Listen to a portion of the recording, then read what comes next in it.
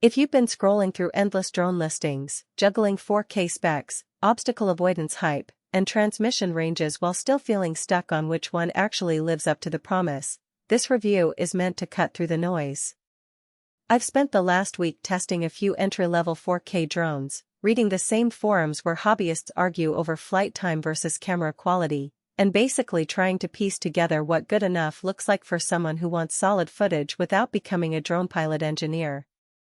Link is in the description if you want to check the product details on Amazon. First off, let's talk about the core dilemma most buyers face. You either pick a cheap quadcopter that can barely keep a stable shot, or you shell out for a prosumer rig that demands a steep learning curve and a hefty budget. The generic 4K UHD 3-axis drone positions itself right in the middle, promising a 540-degree obstacle avoidance system, a 6-kilometer image transmission link, and what the manufacturer calls impressive flight time. The question is whether those claims translate into day-to-day usefulness or just sound good on a product page. Who should consider this drone? If you're a hobbyist who already owns a smartphone camera and just wants a portable aerial perspective for family outings, weekend trips, or simple YouTube content, the package hits a sweet spot. The 3-axis gimbal keeps the 4K sensor steady enough that you can get smooth pans over a beach or a city park without the jitter you'd see on a cheaper 2-axis model.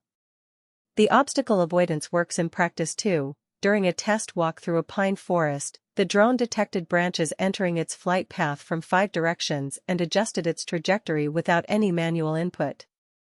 That gives you a safety net when you're learning to pilot in tight spaces, which is a big confidence booster for newcomers. On the flip side, seasoned pilots who already own DJI or other branded drones may find the generic model a bit thin on the punch.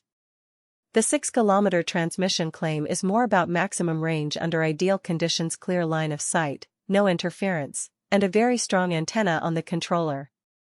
In a suburban environment with Wi-Fi congestion and occasional radio chatter, I saw the live feed start to drop back to 1080p after about 2 kilometers. If your goal is professional-grade aerial cinema, you'll likely need a more robust transmission system and higher bitrate recording than what this drone offers. Let's dig into practical strengths. The first thing I noticed was how quick the setup was. Unboxing the drone revealed a compact box with a foldable arms design that fits into a small backpack. The controller magnetically attaches to the drone's landing gear, and you're ready to power on in under a minute. The user-friendly controls live up to the marketing promise. The left stick handles altitude and yaw, while the right stick deals with pitch and roll. There's a one-button auto takeoff mode that lifts the craft to a preset altitude and hovers, which is perfect for those who still get nervous about manual liftoff. During an afternoon shoot at a local park, the Follow Me mode performed admirably. I set the drone to track my phone's GPS, then walked a few hundred meters away to capture a running trail scene. The drone maintained a steady distance, and the 4K footage kept a clean horizon line thanks to the gimbal. The obstacle avoidance didn't kick in because the path was open, but the fact that the software kept the drone from drifting into a low-lying bench when I turned sharply was reassuring.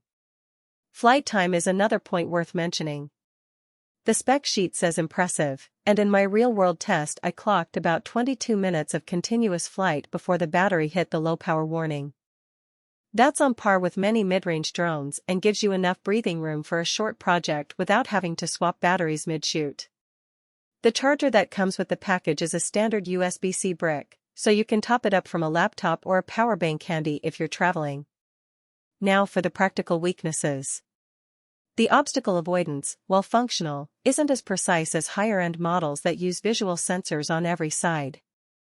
In my forest test, the drone avoided a large branch but hesitated when a thin twig swung close to the propellers. The system paused, then nudged away, resulting in a brief dip in altitude.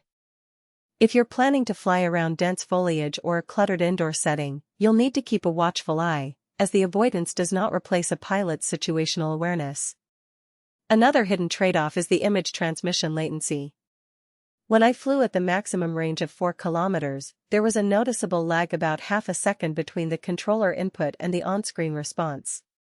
That lag is manageable for casual footage but can be frustrating if you're trying to capture fast-moving subjects or need tight framing.